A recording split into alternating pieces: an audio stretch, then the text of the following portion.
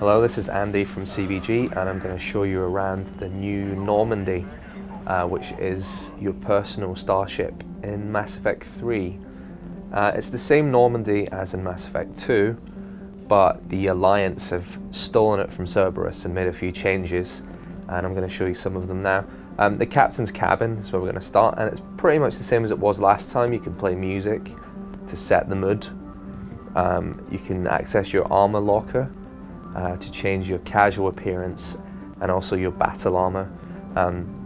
All these bits like helmets and shoulders and arms and legs you find scattered around missions, and you can mix and match them for different stat effects, which you can see on the right there.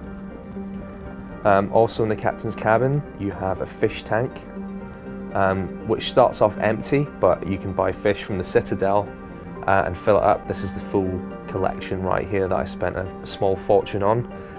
You can also buy an automatic feeder so they won't die like they did all the time in Mass Effect 2 if you forgot to feed them.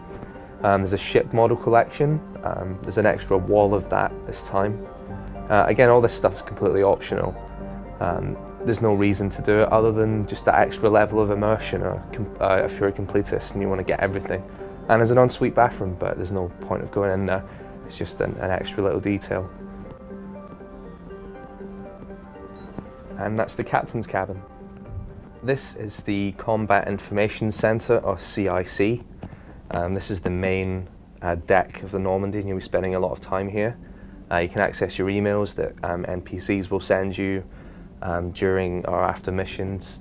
The galaxy map, where you can explore follow-up leads for the story or pick up side missions. You also have Yeoman Trainer here, who replaces Kelly from Mass Effect 2. If you play as Femme Shep, you can romance her, which is a first for the series, same-sex romances. I had a very compelling example. We're on our way to the bridge here. On the bridge you can talk to Joker, who again is played by Seth Green and has been around since the very first game. You can also talk to Edie, who is the ship's artificial intelligence, voiced by Battlestar Galactica's Tricia Helfer. It's good to check in with these guys between missions, and also everyone on the ship, because you can unlock new dialogue options, side missions, and even upgrades. Now's as good a time as any. I'm getting reports of refugee ships from Tiptree landing on Solarian colonies. I don't have names. I'm sorry. It was mostly children.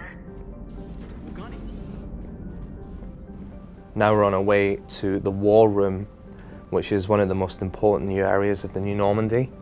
One of the most valuable asset in this game is not credits. You always have those in abundance. It is war assets. To get to the War Room, you have to go through the security checkpoint, and these two privates here will comment on the story or have humorous dialogue. Before we get to the War Room, we're in the conference room, and Shepard does a lot of brokering deals between different alien races who hate each other to try and get them to work together to defeat the Reapers, so that gets handled in the conference room. This is the War Room. A lot of the story takes place in here. The battle against the Reapers is sort of coordinated here. That thing in the middle, I won't say what that is because it's kind of spoilery, but you can track the progress of whatever it is by looking at that hologram. The War Assets Terminal shows you how many races and armies you've got on board in your fight against the Reapers. This vid terminal lets you talk to Admiral Hackett and Admiral Anderson, who are kind of like your bosses. Now we're on the crew deck. This memorial wall, you'll see that we've blurred it out because whenever a character dies, they appear on there, and also it shows you who died in your previous save games if you imported them. And this footage was taken really near the end of the game, so it would be a massive spoiler if we showed you that. This is the observation deck where you can talk to Ashley. Depending on various circumstances, she might not be on your team. For example, if you let her die in Mass Effect 1. This is the crew quarters. Nothing really goes on in here, so it's not worth checking in that often.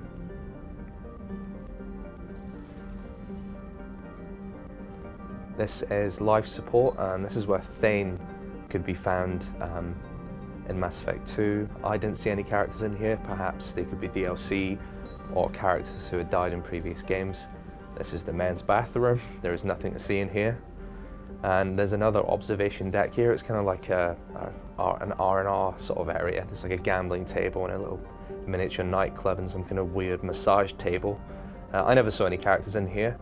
There was no reason to ever come in here. Maybe again DLC or a character that wasn't in my save game.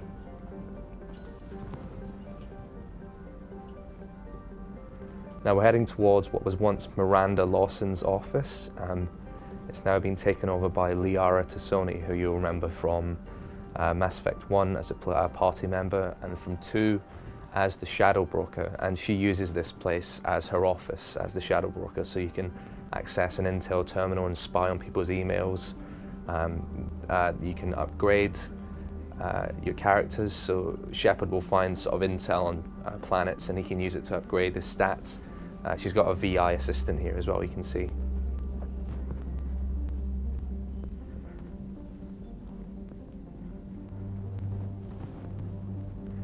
Now we're on our way to the main battery, which is where the Normandy's giant guns are housed. And here you will find none other than Garrus Vakarian, who has been in every Mass Effect so far, and the running joke in the series is that he spends all his time here calibrating the guns, and BioWare really do play up to that joke again in this, perhaps more than previous games. He is also a party member, as is Liara.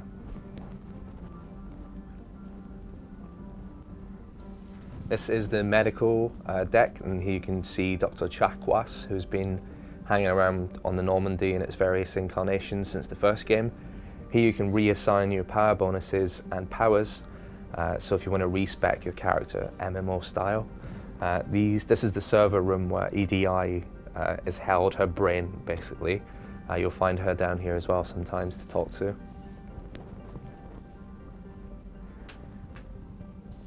And that is the crew deck. This is engineering. This is one of the least visited decks of the new Normandy. If you remember in Mass Effect 2, this area below here is where Jack used to hang out. There's no one down here, so it's kind of pointless. You will find scattered around in certain areas of the ship, including their model ships for the captain's cabin. In engineering, there is one character, that's Engineer Adams. The guy with the terrible Scottish accent from the last game is not here anymore. Engineer Adams has a side mission for you, and once you've completed it, there's no reason to come back here unless you want to look at the FTL drive, which does look very impressive. So yeah, once you've done all the side missions, or the one side mission down here rather, there's no reason to come back. Welcome to the Shuttle Bay. You might remember this area from Mass Effect 1, but it's very different now, and there's a lot more useful things to do in it. First of all, this is where the shuttles are held, that you use to travel from the Normandy to planet surfaces, piloted by Cortez. The weapons bench is new. You can add mods that you find scattered around missions to your weapons. You can look at them at different angles and sort of study them and look at their stats. The more weapons you have, the slower your powers will recharge, so it's best to keep only a couple of weapons on a mission with you. You can upgrade weapons here, and also the procurement interface lets you access any of the shops in the game without having to actually be there. Lieutenant Cortez is a new character, and you can actually romance him, so if you play as male Shepard. And this is James Vega, voiced by Freddie Prinze Jr. of the 90s. He is a new squad member, and he appears to be quite a generic character at first, but once you get to know him, he's actually quite, there's some interesting backstory there. And that is the Shuttle Bay.